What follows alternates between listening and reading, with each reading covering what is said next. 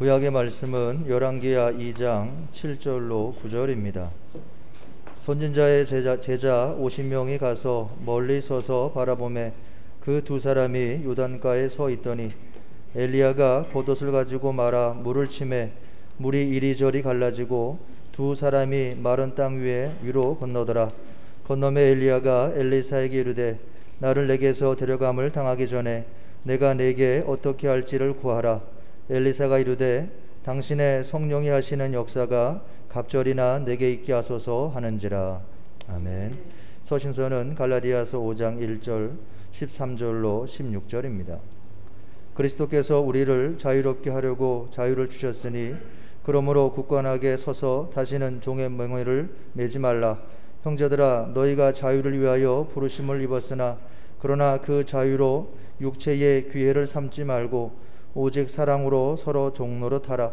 온 율법은 내 이웃 사랑하기를 내 자신같이 하라 하신 한 말씀에서 이루어졌나니 만일 서로 물고 먹으면 피차 멸망할까 조심하라. 내가 이르노니 너희는 성령을 따라 행하라. 그리하면 육체의 욕심을 이루지 아니하리라. 아멘. 복음서의 말씀은 누가복음 9장 51절로 62절입니다. 예수께서 승천하실 기약이 차감해 예루살렘을 향하여 올라가기로 굳게 결심하시고 사자들을 앞서 보내심에 그들이 가서 예수를 위하여 준비하려고 사마리아인의 한 마을에 들어갔더니 예수께서 예루살렘을 향하여 가시기 때문에 그들이 받아들이지 아니하는지라. 제자 야고보와 요한이 이를 보고 이르되 주여 우리가 불을 명하여 하늘로부터 내려 저들을 멸하라 하기를 원하시나이까. 예수께서 돌아보시며 꾸짖으시고 함께 다른 마을로 가시니라. 길 가실 때에 어떤 사람이 여짜오되 어디로 가시든지 나는 따르리이다. 예수께서 이르시되 여우도 굴이 있고 공중의 새도 집이 있으되 인자는 머리 둘 곳이 없도다 하시고 또 다른 사람에게 나를 따르라 하시니 그가 이르되 나로 먼저 가서 내 아버지를 장사하게 허락하옵소서. 이르시되 죽은 자들로 자기의 죽은 자들을 장사하게 하고 너는 가서 하나님의 나라를 전파하라 하시고 또 다른 사람이 이르되 주여 내가 주를 따르겠나이다마는 나로 먼저 내 가족을 작별하게 허락하소서. 예수께서 이르시되 손에 쟁기를 잡고 뒤를 돌아보는 자는 하나님의 나라에 합당하지 아니하니라 하시니라. 아멘. 주님의 말씀입니다.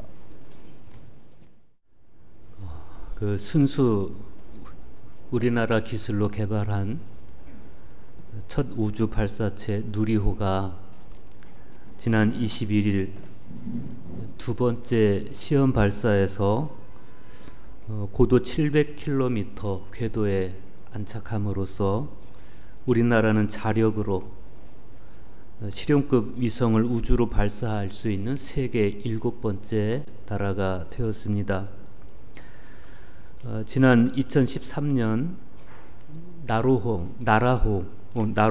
발사 성공은 러시아의 기술 협력을 받았지만 이번 누리호는 설계, 제작, 시험, 발사 등이 다 우리 기술이어서 우리 인공위성을 우리 발사체에서 우리 발사장에서 우주로 쏘아 올렸다는 점에서 의미를 찾을 수 있겠습니다. 이렇게 우리나라도 위성을 실은 발사체의 발사가 가능해지면서 우주 개발이라든지 우주 관광, 우주 선진국, 우주군 등등 지금까지 우리가 익숙하지 않던 표현들이 언론에 등장했습니다. 시대의 변화가 체감이 됩니다. 문득 이런 변화를 이끌어온 분들은 어떤 분들일까 생각을 해보게도 됩니다. 그분들은 어떤 분들일까? 우주를 가슴에 품은 사람들, 우주를 향해 꿈을 키워온 그런 사람들이 아니겠습니까? 이렇게 과학과 기술을 발전시켜서 우주로까지 삶의 영역을 넓혀가도록 주도하는 그분들을 보면 한편으로 좀 경외스러운 마음도 듭니다. 그런데 우리 가슴에 진짜 경외감을 들게 하는 분들은 비단 물리적 공간으로서의 우주만이 아닌 영적 공간으로서의 하늘을 가슴에 품고 그 하늘길을 모색해온 사람들이 있었다는 겁니다. 이를테면 존 웨슬리 같은 분입니다. 웨슬리는 자기 존재에 대해서 창공을 가르는 화살처럼 인생을 지나는 피조물, 하나님께로 와서 하나님께로 돌아가는 영, 거대한 구덩이 위를 얼마간 맴돌다 영원히 사라지는 물 한 방울, 이렇게 표현했습니다. 그러면서 그렇게 찰나를 살아가는 존재로서 자신이 알고 싶은 한 가지, 그것은 하늘로 가는 길이라고 했습니다. 웨슬리의 고백에 따르면 그 길을 하나님께서 직접 내려오셔서 가르쳐 주셨는데, 예수 그리스도께서 하늘로부터 강림하신 것도, 또 한 책, 즉 성경에 그 길에 관해 적어 놓으신 것도 하늘로 가는 길을 가르쳐 주기 위해서였습니다.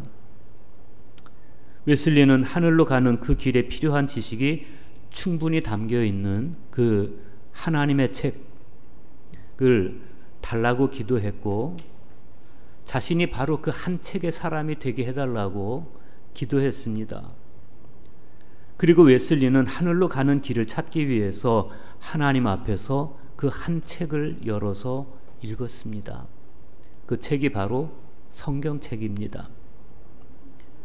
오늘 우리도 웨슬리처럼 하나님 앞에서 한 책을 열어서 읽었습니다.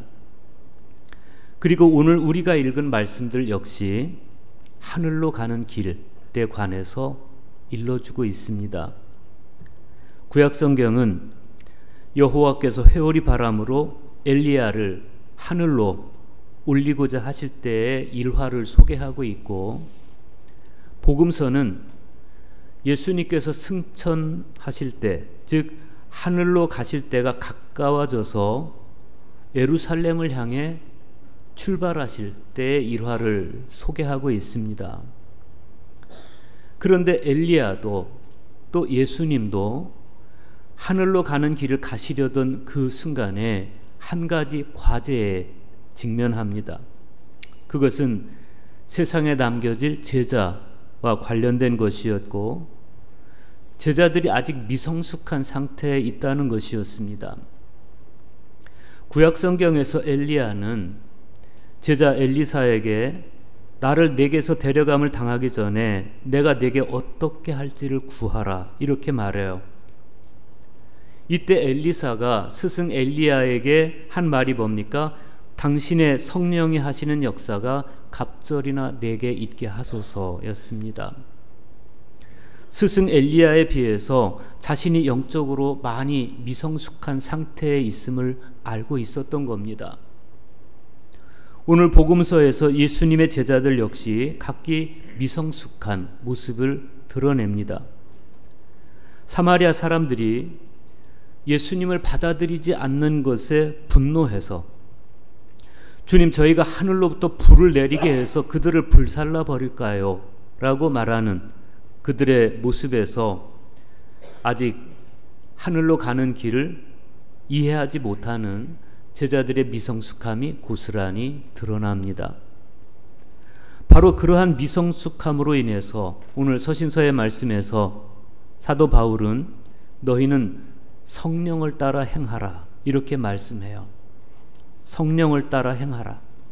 즉 그리스도를 따라서 하늘로 가는 길은 곧 성령을 따라 가는 것이다, 그렇게 말씀하는 것이죠.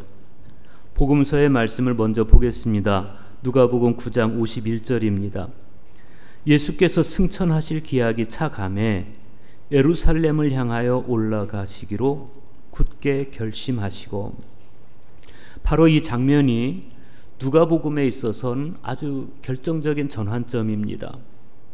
학자들에 의해서 소위 누가의 대삽입이라고 불리는 이 장면에서 누가가 보여주고 싶어 하는 것은 하늘을 향한 길을 나서는 주님의 모습이 아니고 죽음을 향한 길로 나서는 주님의 모습입니다.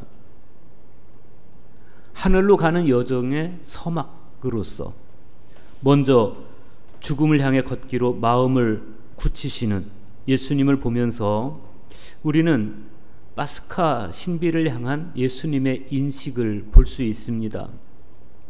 그것은 당신이 죽어야만 하늘로 가는 길이 열린다는 것, 즉 고통의 신비가 없으면 영광의 신비도 없다는 것이었습니다. 그런 면에서 예수님께서 구속의 도시인 예루살렘으로 올라가시는 첫 길목에서 맞닥뜨린 사마리아 사람들의 적개심, 그것은 장차 예루살렘에서 그리스도를 향해 퍼부어질 맹렬한 적개심과 반대의 서곡이기도 했습니다. 그걸 아셨기 때문에 예수님은 하늘에서 불을 내리게 해서 저들을 불살라 버릴까요? 이렇게 말하는 야고보와 요한의 요구를 오히려 꾸짖으시고 겸손히 다른 마을로 우회해서 예루살렘 길을 걸어가시는 겁니다. 이 이야기를 통해서 우리가 보게 되는 예수님의 마음과 제자들 마음 사이에 차이가 있습니다. 그 차이는 사사로운 차이가 아니고 본질적인 차이입니다. 예수님은 예루살렘으로 가는 여정이 하늘로 가는 길임을 아셨기 때문에 사사로운 적개심에 그다지 마음을 두지 않습니다. 그러나 제자들은 그 길이 하늘로 가는 길임을 몰랐기 때문에 사사로운 적개심에 일일이 반응을 보이고 있습니다. 예수님은 그 길이 하늘로 가는 길임을 아셨기 때문에 적개심 앞에서 사랑의 방식을 보일 수 있었지만 제자들은 그 길이 하늘로 가는 여정임을 몰랐기 때문에 적개심에 대해서 복수하고자 하는 마음을 갖습니다. 우리는 이때 예수님의 모습을 보면서 장차 예루살렘에서 당신께서 당하실 죽음도 저분이 저항하지 않고 그냥 받아들일 것임을 예측할 수 있습니다. 그런데 이 예루살렘 여정에 한 가지 이야기가 더 추가되고 있습니다. 57절 보십시오. 길 가실 때 어떤 사람이 여짜오되 어디로 가시든지 나는 따르리이다. 누가는 이 사람을 어떤 사람 이렇게 불특정한 인물로 묘사하고 있지만 같은 장면을 기록한 마태는 마태복음 8장 19절에서 이 사람을 서기관이라고 증언하고 있습니다. 권력에 있어서 유대 사회 최고위층에 속해 있던 서기관이 예수님을 따르겠다고 나선 것은 이례적인 일입니다. 더구나 어디로 가시든지 따르겠습니다. 이 말은 나는 당신의 제자가 되겠습니다. 그런 뜻입니다. 도대체 예수님의 어떤 면을 보고 어떤 면의 매력을 느껴서 예수님을 따르겠다는 것인지 알 수가 없어요. 어떤 제자상을 가지고 예수님을 따르겠다는 것인지 알 수가 없어요. 그런데 계속 이어지는 예수님의 답변을 보면 이 사람은 예수님의 권능의 매력을 느낀 것 같습니다. 예수님을 따름으로 인해서 자신에게 주어지는 영광의 매력을 가지고 있었던 것 같습니다. 그러면서 영광 이면에 가려진 고난이라든지 예수님의 권능 이전에 가져야 할 가난함이라든지 이런 것들은 모르고 있었던 것 같습니다. 그래서 이어지는 예수님의 말씀은 이렇습니다. 여우도 굴이 있고 공중에 새도 집이 있으되 인자는 머리 둘 곳이 없도다. 이 말씀에서 보는 예수님 제자도의 첫 번째 조건은 하나님의 뜻과 관계없는 모든 인간적 확실성을 포기하는 겁니다. 여우에게도 있고 새에게도 있는 보금자리가 우리에게는 보장되어 있지 않다. 그래도 따르겠느냐, 이런 겁니다. 이 물음은 저와 여러분을 향한 물음이기도 합니다. 여우에게도 있고 새에게도 있는 몸 누일 곳 하나 없는, 그것이 그리스도를 따르는 길이라 할지라도 그래도 따르겠느냐, 이건데, 저도 여러분도 예수님의 이 물음에 대해서 분명한 대답을 가지고 있어야 됩니다. 그런데 이어지는 예수님의 말씀을 보면 예수님을 따르는 것에 있어서 또 전혀 새로운 차원을 고민하게 만듭니다. 59절 보십시오. 또 다른 사람에게 나를 따르라 하시니 그랬어요. 어디로 가시든지 주님을 따르겠습니다, 이렇게 말하는 사람에게는 냉담한 반응을 보이셨던 예수님께서 전혀 따를 뜻이 없어 보이는 한 사람을 향해서는 나를 따르라, 이렇게 말씀을 하십니다. 하지만 앞에 사람과 달리 이 사람은 가족을 핑계로 내세우면서 미온적인 반응을 보입니다. 주님께 이렇게 말합니다. 먼저 집에 가서 아버지 장례를 치르게 해 주십시오. 당시 유대인들에게 있어서 죽은 이를 소중하게 여기는 것은 가정적으로나 종교적으로나 사회적 영역에서 아주 중요한 의무였습니다. 장례의 의무는 율법을 공부하는 일이나 성전 예배를 하는 것이나 유월절 제사를 드리는 것이나 할례를 받는 것보다 우선권을 가지고 있었습니다. 그런데 이 사람은 그 도리를 다 하겠다는 겁니다. 아버지가 돌아가셔서 장례를 치르겠다는 겁니다. 그런데 예수님의 대답은 너무 단호했습니다. 죽은 자들로 자기의 죽은 자들을 장사하게 하고 너는 가서 하나님의 나라를 전파하라. 여기서 예수님께서 말씀하시는 죽은 자들이란 아직 하늘로 가는 길을 알지도 못하고 들어서지도 못한 사람들입니다. 그들이 하늘로 가는 길을 알 수 있고 들어설 수 있는 것은 오로지 그 길을 알려주는 것에 의해서만 가능했습니다. 그래서 죽은 자들로 자기 죽은 자들을 장사하게 하고 너는 가서 하나님의 나라를 전파하라. 이 말씀은 그만큼 하늘로 가는 길을 알려주는 것이 잠시도 지체하면 안 될 만큼 긴급성을 요하는 것이다. 그런 뜻입니다. 사실 우리가 살아가는 매 순간순간이 우리에게 있어서나 다른 사람에게 있어서나 다시는 돌아올 수 없는 결정적 시간들입니다. 우리는 매 순간 그 결정적 시간들을 살아가고 있습니다.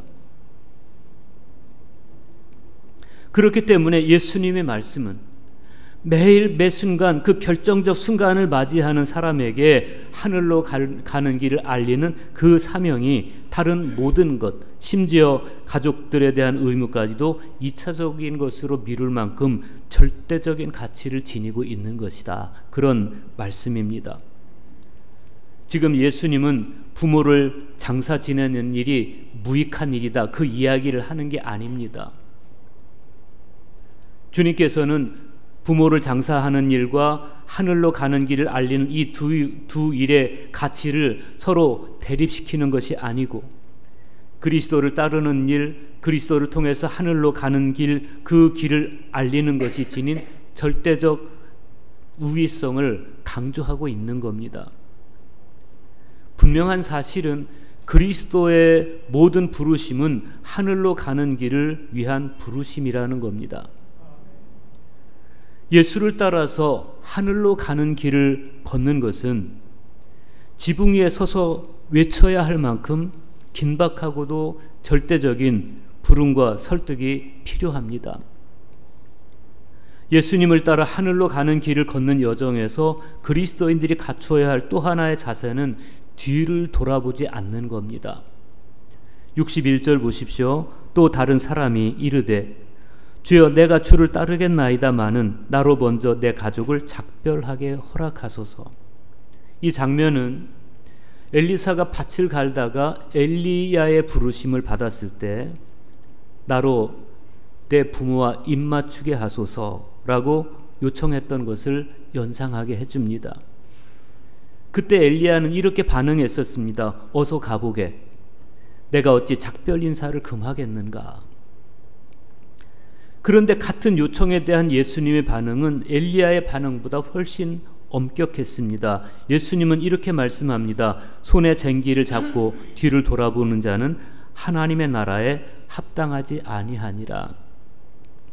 BC 80년경 그리스의 교훈 시인인 헤시오드가 했던 격언을 예수님께서 인용하신 거예요. 손에 쟁기를 잡고 밭을 가는 농부의 유일한 목적은 뭡니까? 밭고랑을 곧게 내는 겁니다. 그런데 농부가 다른 일에 신경이 쓰여서 자꾸만 뒤를 바라본다면 어떻게 그 쟁기질을 통해서 밭고랑을 곧게 낼 수가 있겠습니까? 이 사람은 내가 주님을 따르겠습니다 라고 고백은 하고 있지만 그러나 그 마음은 망설임으로 가득했습니다. 그 망설임을 정돈하지 못한 채 주님을 따라 나선다면 이 사람은 끊임없이 뒤를 돌아보면서 끝내 일에 집중하지 못할 것입니다. 왜 예수님은 따름에 있어서 엘리야보다 훨씬 더 엄격한 기준으로 얘기하고 계십니까? 그것은 부름의 주체, 부름의 중심이 바로 당신 자신이었기 때문이고, 다른 하나는 예수 그리스도로 말미암은 하늘로 가는 길이 그만큼 절대적이었기 때문에 그렇습니다. 결국 예수님을 따르겠다고 나선 사람이나 예수님께 부름받고 있는 이 두 사람이나 그들 중 누구도 제자로서 합당하지 못했습니다. 나는 당신을 따르겠습니다. 이렇게 나섰던 사람은 그러나 내심 자기 속에 예수님과 전혀 다른 기대를 가지고 주님을 따라 나서겠다고 하는 것이고, 나머지 다른 두 사람은 나를 따르라 이 소명을 받았지만 자꾸만 미련이 있어서 뒤를 돌아보고 있기 때문에 그렇습니다.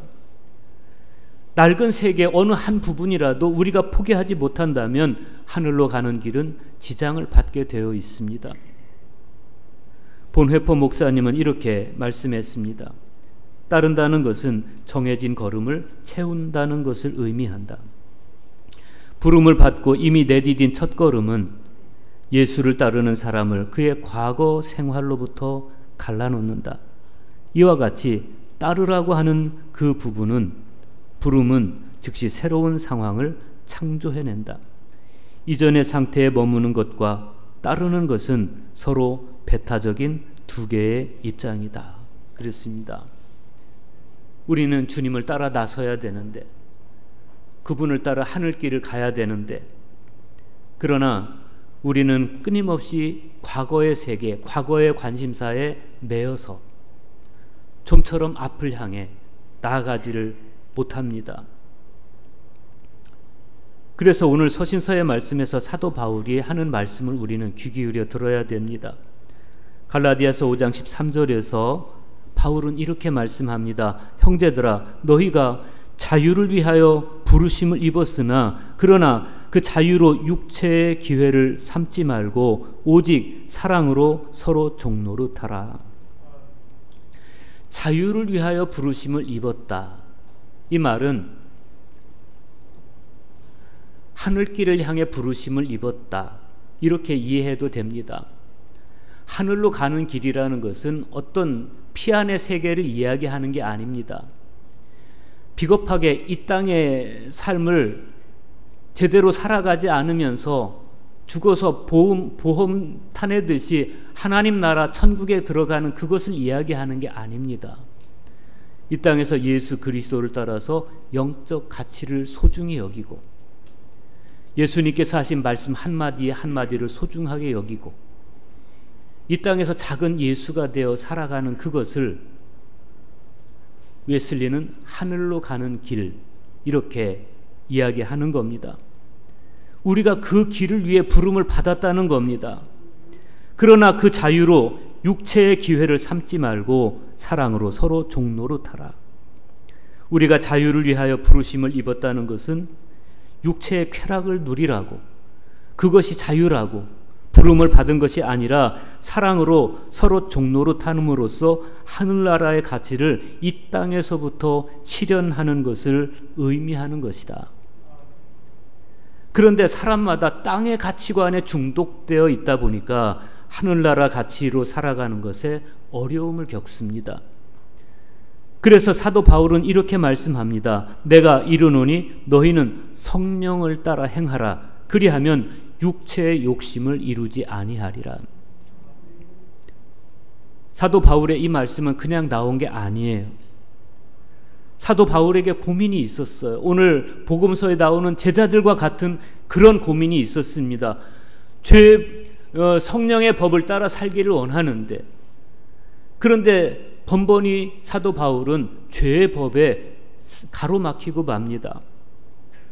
죄의 법과 마음의 법 사이에서 곤고함을 호소하던 바울이 어느 날 예수 그리스도 안에 있는 생명의 성령의 법이 죄와 사망의 법에서 자신을 해방했음을 깨닫습니다. 그것은 놀라운 깨달음이었습니다. 번번이 죄의 법에 패하던 자신을 추슬러서 참된 해방을 얻게 된 영적 쾌거였습니다. 그래서 토마스 머튼은 그리스도인들을 향해서 우린 승리하리라 이렇게 노래하는 사람들이 아니고, 오늘은 주님의 날, 우리에게 어떤 일이 일어나든 그분은 승리하리라 라고 노래하는 사람들이라고 했습니다. 우리는 스스로 승리하는 사람들이 아닙니다. 주님의 승리를 통해서 우리의 승리를 쟁취해가는 사람들입니다.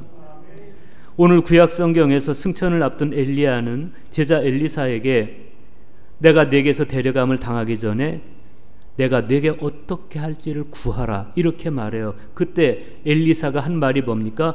당신의 성령이 하시는 역사가 갑절이나 내게 있게 하소서. 엘리사는 스승처럼 하늘로 가는 길에 정말 필요한 게 뭔지를 잘 알고 있었습니다. 제가 알고 싶은 한 가지, 그것은 바로 하늘로 가는 길입니다. 그분은 한 책에 그 길을 적어 놓으셨습니다. 했던 웨슬리의 고백처럼 우리가 알고 싶은 한 가지, 그것도 하늘로 가는 길이었으면 좋겠습니다. 주님은 그것을 가르쳐 주시기 위해서 하늘로부터 강림하셨습니다. 우리가 살아가는 매 순간순간은 그 길을 흔들림 없이 걷기 위한 다시 돌아올 수 없는 결정적 순간들인데, 그 결정적 순간들을 복음서에 있는 제자들처럼 주님과 전혀 다른 곳에 서서 다른 기대를 가지고 주님과 다른 감정에 휩싸여서 허비하고 있거나, 내가 주님을 따르겠습니다 이렇게 결단했으면서도 여전히 그 마음이 망설임으로 미련으로 가득 차서 진정한 따름의 길에 집중하지 못한다면 그 연약한 마음을 어찌하겠습니까? 그래서 사도 바울은 말씀합니다. 성령을 따라 행하라. 그리하면 육체의 욕심을 이루지 아니하리라. 그래서 엘리사는 이렇게 구했습니다. 성령께서 하시는 역사가 갑절이나 내게 있게 하소서. 우리 역시 성령의 도우심을 끝없이 구하며 하늘로 가는 길에서 낙오하지 않고 신실하게 흔들림 없이 완주할 수 있기를 간절히 축복합니다.